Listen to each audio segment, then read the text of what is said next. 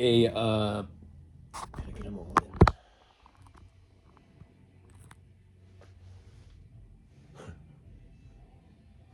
in?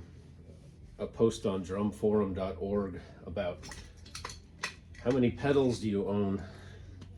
Got me thinking, how many pedals do I own? And I got them all out. Figured I'd make a fun video about pedals. There's an old Pearl pedal that's over at Bob's house. There's another newer Pearl pedal that's in the truck. Nothing special about those. So there's all these plus two more, and then I got another one of these Yellowjackets over in a box taken apart because I'm trying to rebuild two of these Yellowjackets. I'm going to paint this one yellow just like the other one. Some of them came yellow, some of them came black. I don't know why. I think black was later. Slingerland ran out of yellow paint somewhere in the 70s. This is probably the oldest pedal. You know, I've had it the longest. This is probably the oldest one here, this WFL. But this came with a Slingerland kit that Dad and I went over and bought in Sag Harbor. He's always a big Slingerland fan. That's how I came to get into these things. He's got one, and I was just playing on his kit, and I don't know if it was just his bass drum or the head. At one point, over at their house in Sag Harbor, I don't know, he had something set up, and I was like, man, that feels like the best pedal feel I've ever felt. And so I started looking for these. I still haven't finished putting it together, the two. But we went over and got a Slingerland kit. I think I was still, no, it wasn't high school. It was later, 2004 or something, probably around there. I don't know. No, actually, I think it was high school.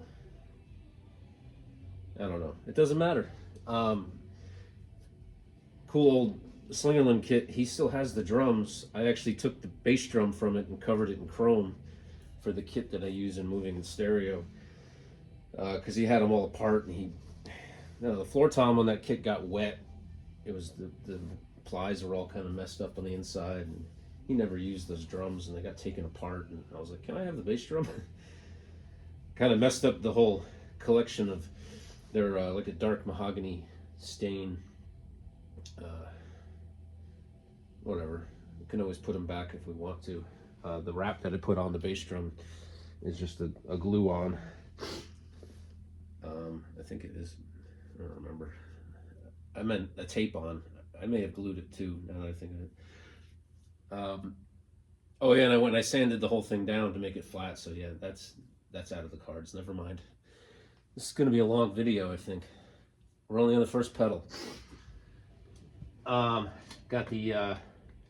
So anyway, these are cool. It's got a weird like clock spring in here, and you can adjust the tension in each direction. I gigged with that for a while. I thought it was cool, but I even drilled through here and threaded it to put little spur spikes that I made to keep the bass drum from sliding. Haven't used it in years though. I painted it black and then sanded the black off of the ribs and the lettering. This is this thing flies. I found this in Steeple Drums one day when I was just randomly there. It's, the modern, I've got them, both of these, the DW and the Iron Cobra both came from the lineage of the Camco. This is the original Camco 5000. Back in the day, everybody wanted these things because they were like the quickest, smoothest pedal. They sold it under a Gretsch with a Gretsch footboard as the floating action. I have one of those footboards somewhere here. It's broken in half. I was playing that footboard on this pedal for years. I thought it was cool. It was a floating action Gretsch on like modern ball bearings and stuff. Somehow the pedal board is so old it snapped in half on me at a gig back at the Talk House in Amagansett. luckily they had a house pedal back there, and I was able to get through the gig. I found a DW board and put it back on here. So the Camco was the hot ticket back in the day, but they used a leather strap back then. This is a newer DW strap. They used a leather strap that would break. So this guy from New York City called Frank Ippolito, I think his name is. Is that Frank's Drum Shop or Percussion Center in New York? I don't know. I forget what the place was called. But people would take their Camco and Gretsch pedals there and have this chain drive setup added. This one, this is still a full gear. Later they DW cut a flat spot off the bottom on these so it wouldn't get into your toes. But I think this is original. I found this and it had a DW board on it. But I don't know if early on when DW bought Camco, I don't know if they were still using the parts like this to build them, or if somebody had, you could still buy the DW even in the beginning with the strap on it. It's the same part as the original Camco strap drive. All this stuff, all these parts, you can move them around on these pedals. Most of the stuff, not so much when I got to this newer, beefier bearings and stuff, but so I don't know if it was a DW pedal that was a strap drive pedal and they had it converted, but there was all these holes drilled in the DW pedal, and I had this old Camco board, and I decided it would be really cool to build a sort of original converted Camco pedal, converted to chain Camco pedal. It's a cool little piece just to look at. It plays well too. I put the newer DW hinge bearing on it. Anyway, they went out of business. DW bought all the parts and the dies, all the tooling to build stuff. But Tama bought the name. And Camco by Tama. Apparently both companies had to go after they had to go find the widows of the guys from the drum shop in New York who invented this thing. And they both had to buy the patent. I don't know if one of them bought it from each widow or if they all made a deal together. I don't know. It's super deep in the dork level of drum history. I don't know why I care, but I read about stuff like this. So basically, Tama made their own version of the the design it's got similar elements, the shaft with the two bearings and the chain drive and the spring here, but none of this stuff interchanges. This is all metric parts, made in Japan. So they started completely new with an old idea, and they had the name, so a lot of people thought it was the same pedal. These are great pedals. I had a double bass kit set up down here with two of these on it for a while, and I found that I could actually get my feet going pretty well. I have trouble, I can't get my foot speed where I like it. I don't know if I never really played in a heavy metal band or anything that needed double bass, so if you don't do something often, when you try and go do it, it doesn't really always work. So I do a little bit of double bass in Pink Floyd tribute, Dark Side of the Moon. That's what I use this pedal for.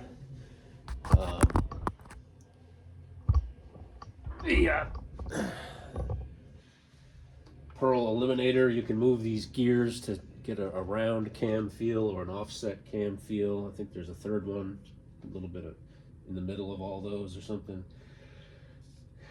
On these pedals, it's nice because this has a clamp on It's got a bass drum hoop clamp on the slave side. The camera's trying to fall over.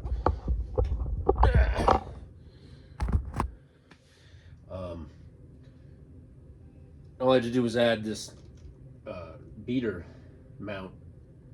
You have to take the thing apart to install it, but then you move the spring from here to here and you get two separate single pedals. This isn't supposed to be on this side when there's the spring needs to be over here for when you use it double, but I didn't move it. I just had it like this for the photo or video. That's a good pedal. I like the feel of it. I mostly just like it because I can show up at a gig and if the stage is a certain size and I need to just use one bass drum, I'm like, okay, we'll just convert the pedal over, or I'll know the day before or something and I'll only bring one bass drum and I can always bring the same pedal bag and they work for whatever I'm doing. Jacques Capelle 70s, they had a pedal with the same exact mechanism up here. All of this here might be Jacques Capelle. The rest of it, I have not seen any other Jacques Capelle pedal with the same shape footboard as this and this style clamp for the bass drum hoop. Theirs had a thing on the side with an arch shaped chrome thing that would press down on the hoop so it wouldn't gack up your hoop when you tightened it. This came to me with a kit that it was a family, their dad passed away and they're getting rid of his drums, so they didn't know anything about it. I can't find any photos online of any other pedal like this. I think it was made by this Taiwan company called New Sound. They have a Premier 252 pedal clone that I saw someone selling on Craigslist. This is New Sound on the side, and I think the shape of it would be the same shape that fits in here. And they also made some snare drums and stuff that I've seen pictures of. They got their hands on old molds or old parts, or just copied other people's things. Haven't seen a catalog or anything of theirs. I can't find anything about them. If anybody knows about New Sound drums and this copy or later use of old parts to make a pedal of their own, the Jacques Capelle was called an Excalibur, I believe. They also made one with a rod that went up to the top of the bass drum hoop for some reason. So yeah, the Camco's got two of these. I paid like $40 for one of these, and I don't know. I think one of them I got for $25, and the other one I bought at Stiebel. It was more like $70, $80 probably, sitting there used. I wanted to have two and use them on two bass drums, and it works out, but they don't work on my Silver Sparkle quarter kit at the moment, because I put those foam rubber hoop protector things where the bass drum pedals clamp down, and these old things don't open up wide enough to fit on there, so that's a bummer. Can't use these on there unless I take those rubber things off of the hoops. Then you got the bee's knees of DW. I added this. This is Axis percussion machined aluminum thing. I don't know what the center. I guess it's aluminum too. I don't know. It's probably steel. Who knows? It was on the shelf at Sam Ash when they're closing everything down at crazy discounts before they close, and I got my hands on that thing for like under $100, I think, and they're supposed to. I think they're supposed to be almost $300 when they're new. I reached out to the company and showed them the bag it was in and then gave them the part number, and they were like, "We haven't sold those in 25 years." They still sell them, but in a different part number or a different style or something. So the thing had been sitting on the shelf at Sam Ash in Cleveland, Ohio for 25 years, according to the people who built it. I don't know. You got the, everybody has a DW5000, I think, but I already talked about this when we were talking about these. But I bought this thing at the drum pad in Chicago. I was there on training for work, and whenever I used to go out of town, they, you know, I worked at a dealership. They used to send me to training, and it was whenever you're out of town, you look, oh, record shops or what kind of drum shops are in town, and just to go check it out. This thing had a big longboard. I think DW still makes them, but it was a longboard that went all the way to here, and then the hinge attached to the bottom of the board, so the thing just kind of teeter-tottered on there. And I was messing around with that at the shop, and they were like, yeah, some guy special ordered this thing, you know. I thought it was really interesting because it was a belt drive with a longboard. And they were like, yeah, some guy asked us to special order it from DW, and then he never came and bought it.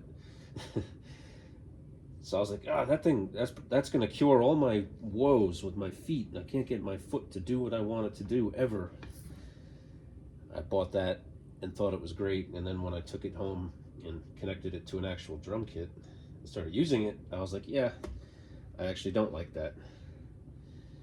So I found an older DW board and heel plate and turned it back into a real DW. I had the Gretsch pedal board on there for a while, I think I said before. Got an old original WFL version, Speed King. So this is probably, that would be what, late 50s, 57, 58, early 60s, I don't know. I forget when the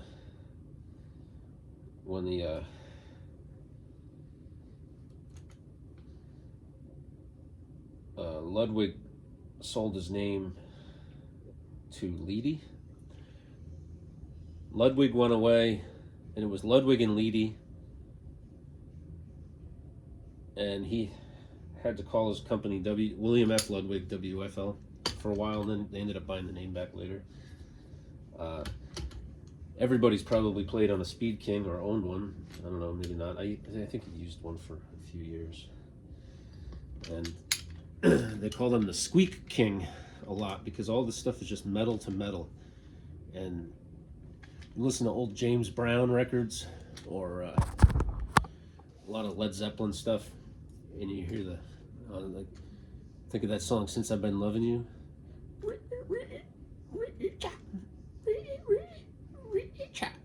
Listen to the song, you'll hear it squeaking. Maybe someday I'll fix that thing up.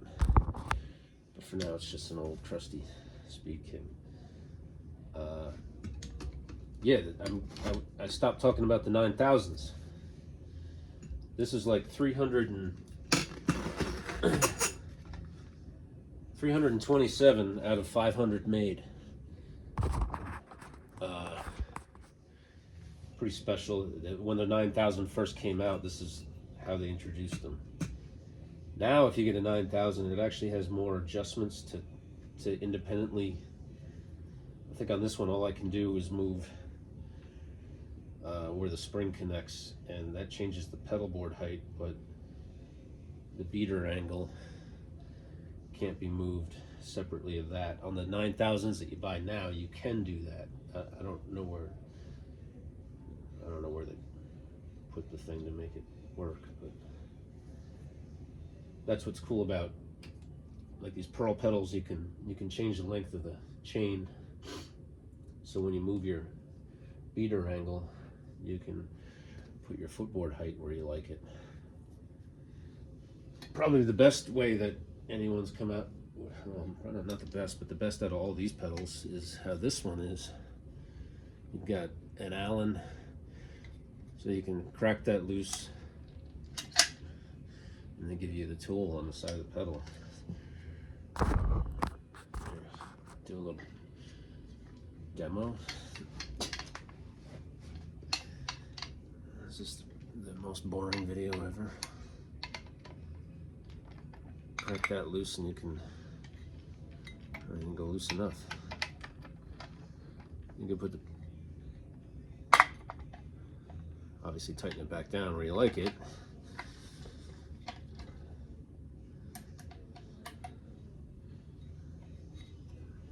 And then you can also just change the beater height. I mean the pedal board height by moving that in there and then tightening it where you like it. And then I can put the beater back up if I want from there. I'm not going to do it. I think get the point. Those Iron Cobras are good. They were like the evolution of, you know, the Iron Cobra and the DW5000 are both like descendants of these old Camcos. It's kind of cool. You know, they went down the Tama path and became these guys. And then this guy morphed into the Iron Cobra later on. So yeah, those are some pedals. Going back to the DW9000, these came from Chris Daleen. It's cool. The case, there's a case form. It's got the original certificate of owner authenticity or something signed by John Good and Don Lombardi from DW. Sadly, Chris, you know, I remember hearing back when, I guess still in high school, maybe later, I don't know, but word buzzed around town about Chris Daleen and his band. He was playing with this guy Jesse Blaze, who's Dee Snider's son. They were doing okay. They were writing some cool songs and stuff, and I remember being like, "Oh, I heard he got one of those pedals. Wow, that's amazing! I didn't know anybody could even get them." And years later, sadly, you know, he's no longer with us. His family, his dad, called me up and was like, "Hey, Chris's drums are just sitting here getting dusty. Why don't you come take them?" I'm like, "Are you kidding me?" Okay. So, Ashley's godparents are Delene's. Gwen and Frank are her godparents, and he was coming to see me play in some of the local bars and stuff, and then he was like, "Hey, come take these drums, man." I was like, "Jeez, okay." And that's how these came to be here. These play really nice. I kind of leave them in the case. I don't want to bring them out. They're already getting funky. Some people keep these things completely mint. You know, I've seen a couple for sale online, and they look like they just came out of the box. And it's like, no, these ones got used. But I don't want to take them out to a gig and get them busted or lost. When we're still living in New York, I played a gig at Zum Schneider in Montauk, and left them there. Drove home. Next day, I'm looking at my gear, taking it out of the car. I'm like, "Where the hell are my pedals?" Like, oh no. So I called those guys up, and they're like, "Yeah, there's a black case that says DW on it sitting under the stage." And I was like, "Oh, thank you." I was like, "Can you please make sure no one takes it?" Because they just had a stage set up there with like a house kit and backline amps and stuff. So there's always music gear there. So luckily, it wasn't just like sitting in the middle of a club. I mean, like a restaurant. Someone would have definitely taken it if that was the case. So once that happened, I'm like, I don't really forget stuff, but I don't know. I hardly ever take it out and use it. That's all. Long story short. I like having the matching, you know, some of the stuff, it's like you can't really get matching hi-hat, but I do have the two Iron Cobra ones. This hi-hat, I've been using this since like 2002. It's pretty beat up, but it does the job. It works. I had the 9000 hi-hat. I got rid of it. I actually traded it for this Fibes kit and $50. I think I gave him a little snare drum stand too. It was worth it for me. Those are like $375 hi-hat stands, but I ended up getting that one for $100 off of a guy. I hope he didn't steal it or something, but I met him on the side of the LIE in New York and gave him $100 for this hi-hat stand. And I figured I used it for a few years. It doesn't really owe me anything. It's worth more than $100, but I got the it's a 24, two 14-inch toms and a 16 and an 18 fiberglass Fibes. I think it's worth it. I had all the this thing was missing claws and lugs, hoops. There were hoops missing from the toms. These hoops, they didn't have a hoop on the front, and that one on the back was trashed. I got these off of an old Ludwig. I bought them from a guy out in Avon Lake, and I put this dark stain on them. There's tape on here because I'm getting ready to glue inlays in. Inlays are coming from Drum Factory Direct or drummaker.com or something. These are just some inlays, some old metal one and some pieces of plastic one. I threw in there and put the heads on it just to see what it's maybe going to look like. I got to take it back apart to put the correct inlays on it. And I'm not ripping the tape off and retaping it, so I just left the tape on for this. This is like a interior decorator kind of use wrap. The stuff, it's just got a peel back layer and it's just adhesive all the way around. These things were chrome steel wrap, and that's still underneath. I decided just to lay this stuff on top of it because the chrome was all scratched and rusty, and this looks like that old antique bronze Fibes finish. So I think that's going to look pretty cool and probably sound wicked. Yeah, so those are the pedals. The pearl pedals I was using as two singles. Like I said, you could convert them. Two singles on here. This is an old. This was Chris Delean's also.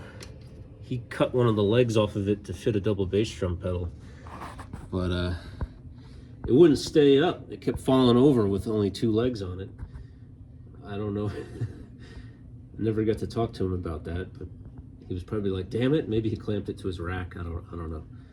And then I've got this Tama Cobra clutch. You hit it with your heel here. You can hold the hats down and use your foot on the bass drum pedal, which isn't here right now. That's a fun little gadget. I just like to buy gadgets when I see them, like this other gadget, DW hi-hat. You know, it also for if you're just playing double bass, and you can set it at whatever tension you want. But yeah, this is a goofy ass setup I've been playing around on. I need to take this all apart. It's too much, but couldn't help but set up all of these acrylic Fibes toms together. It's pretty awesome. This was a 70s Fibes that, you know, from a distance it was fine, but because it was much older, it had a foggy plastic acrylic, I mean shell, and a different badge. I had these power toms. I still have the 14, which I'm gonna keep because it could be just a really awesome, like John Bonham style 26, 14 power tom and 16, 18. All that stuff's, everything's all over the place. 18's over there under that bass drum, slingerland bass drum. So I kept that. The tom that was with it in the kit when I bought it with this 24-inch kick, it was 24, 13, and 14 power toms and a 16, I believe. It was at a Making Music over in Parma. Anyway, I never used the 13 because it was too deep to go with the rest of these, and I had the 70s 13. I just bought, this is an RCI, brand new acrylic shell that I bought. I took the hardware and the badge off of that power tom. Sorry, allergies. And I made this drum. I had to use a Ludwig grommet. The grommet doesn't quite match. I took the Tommy from Fibes, which isn't, they're not making drums anymore. He said he made these grommets on his lathe or something, so, or I don't know. He said he made them in-house. All these drums came from different, I found them all kind of, these two were together. This is a 10 and a 12. They were part of the same kit, and they've got these holes. That looks creepy. They both have those holes in them because the guy had these rope lights on the inside. His whole setup had those. I guess he cracked the bass drum, so he sold the toms. But yeah, it's a 8, 10, 12, 13, 14, all conventional depths. 14 by 10, 13 by 9, 12 by 8, 10 by 8, 8 by 8.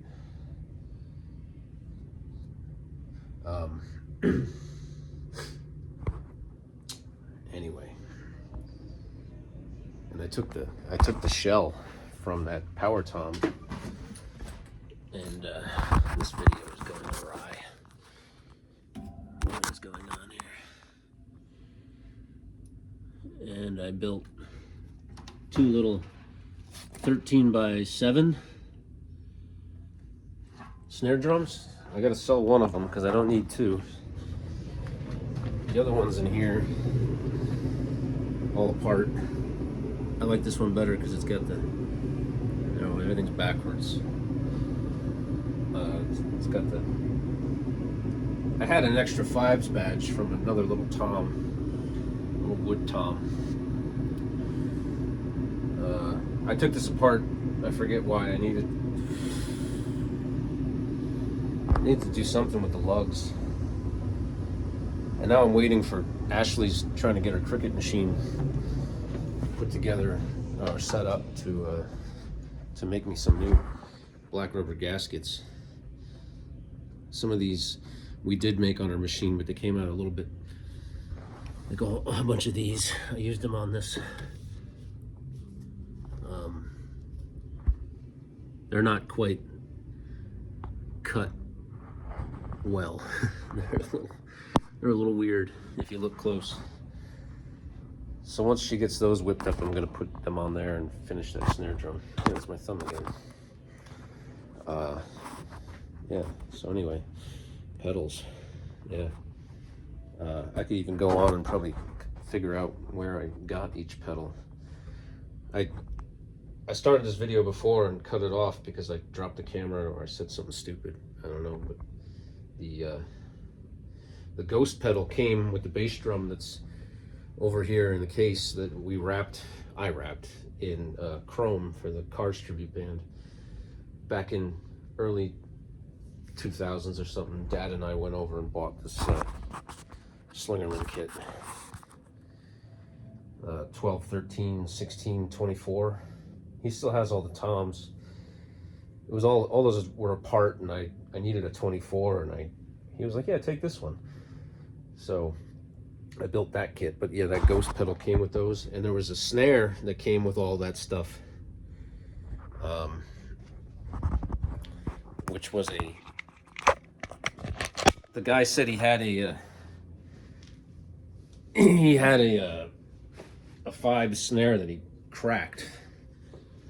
So he took all the Fibes hardware. He had one of these SFTs. He took it all and drilled out a maple Gretsch drum shell that I don't know what happened to all the Gretsch hardware. But it was like an 8-lug Gretsch with 10-lug Fibes stuff put on it, so it had all these extra Gretsch holes everywhere, and he was like, yeah, it's not nice, it's what we had. It's all I had to make a drum. I took all that stuff apart and ordered an acrylic 6.5-inch shell from Golden Times and built a drum just like this. It had the square badge on it, like this one, which I got from a guy online. And later on, I bought a kit that had this in it, so I had two 6.5-inch Fibes acrylic snares, which I didn't need, and I sold the other one. I don't know where that is now. I think it went to like Europe or something off of eBay. So that's what got me into Fibes, was getting that snare. After I built that snare, I started finding stuff here and there. What did I do? Oh, I bought the 26 and a 14x10 and a 16 off of this dude in Willowick. Brandon, I think is his name. He still plays music. It's like, I forget the name of his band. And stupid me, I was like, well, I already have a 14. I've got this power tom. I'm never going to use them together. Oh, and I sold the 14x10, and years later, really regretted it, and finally found another one just a year ago or something, which is this one, and I paid too much money to get it. But I didn't think I was going to find another one. Now there's like 4 of them on Reverb for sale, but the guys all want like $500 each for them, I think. So yeah, that's what started the Fibes bug with me, which turned into acquiring all kinds of Fibes crap. Anyway, Dad was always finding deals on kits, and that's what got me into this. This is the bass drum that Dad learned to play on back in high school, Pearson High School in Sag Harbor. The other parts of it are over here. It was really only that bass drum and this 13. It was one of those Windsor kits that didn't have a floor tom, and the snare was long gone. We don't know what happened to that. Kids probably broke it. I found this.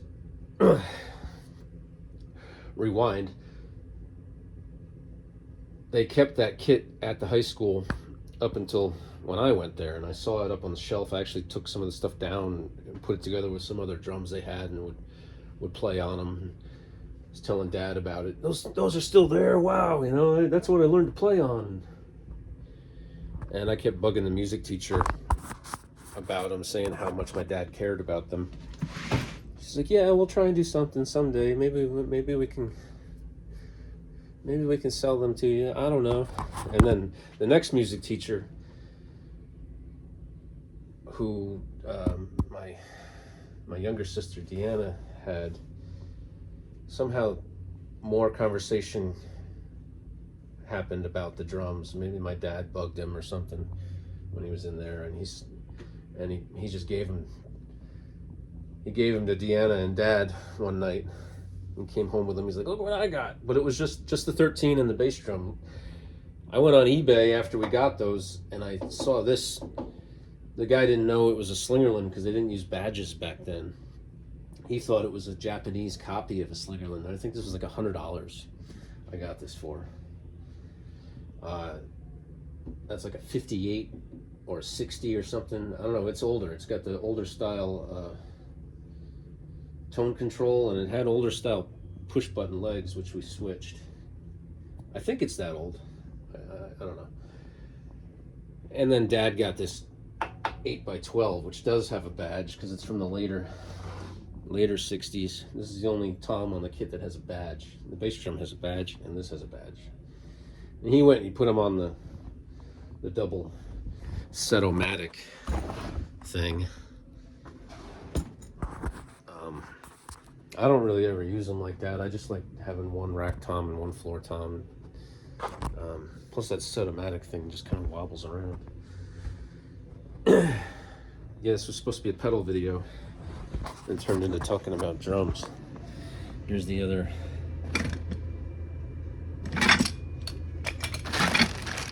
I repainted this one.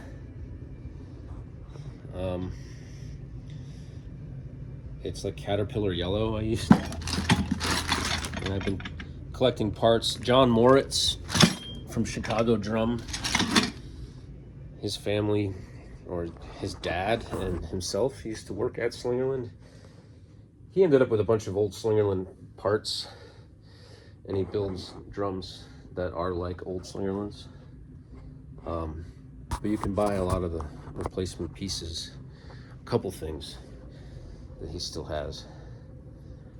And then he does those, and then he does original Slingerland grommets, which I used. The Slingerland air vent was a very different shape than other people's, and when you mess around with a Slingerland drum and don't put the right grommet back in, it really, you can, at least I can tell. I'm like, that thing's not original. So it's nice that you can put those reproduction grommets that he makes in there. Premier resonators for sale with the 2002 parallel flow beam snare. Anybody wants a set of Premiers? 22, 13, 16. I repainted the bass drum because it was all chewed up. I used Honda Polar White or something, and the body shop, these are painted, they're not wrapped. The body shop matched the tom shell with the auto body supply place. You can just shoot it with this tool that tells what the pigment is and figures out the color code. I was talking about crystalline. I don't know if I pointed out the drums. I think I did say, obviously the drums ended up coming to me.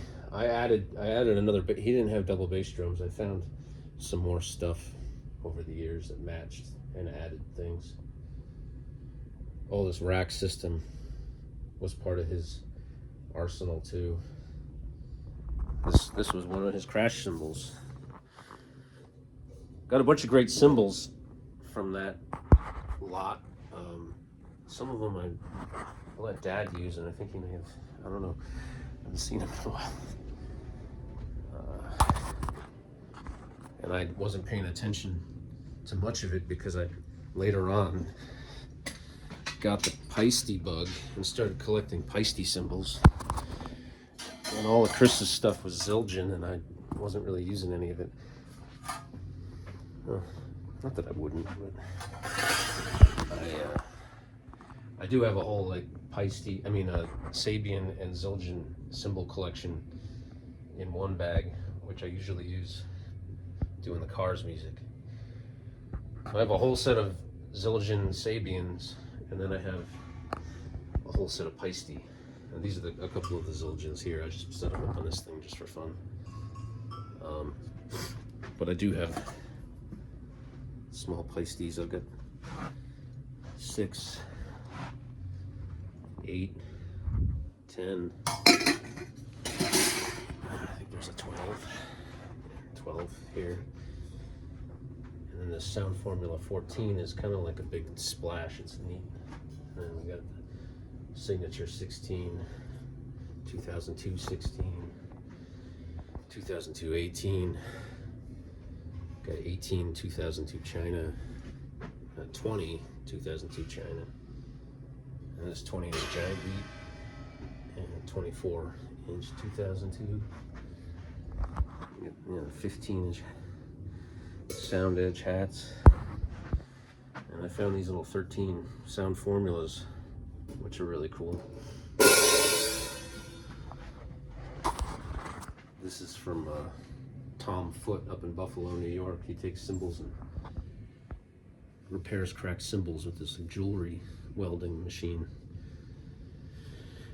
And he's and then he drills holes and changes stuff up. He does lathing on them. I bought this for $40. It seemed like a cool little sound effect.